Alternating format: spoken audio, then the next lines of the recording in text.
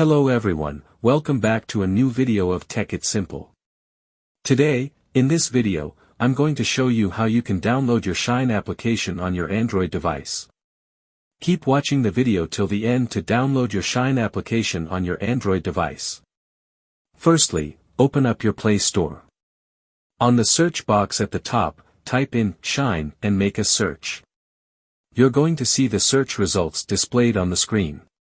Now, simply tap on the Install button right next to the application to begin the downloading process. While downloading an application, make sure that you are connected to a strong internet. Once the application is downloaded, tap on the Open button to launch the application.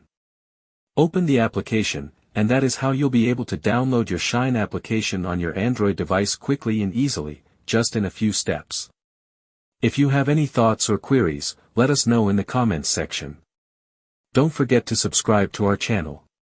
Also, press the notification bell icon so that YouTube will notify you whenever we post a new video. Thank you so much for watching.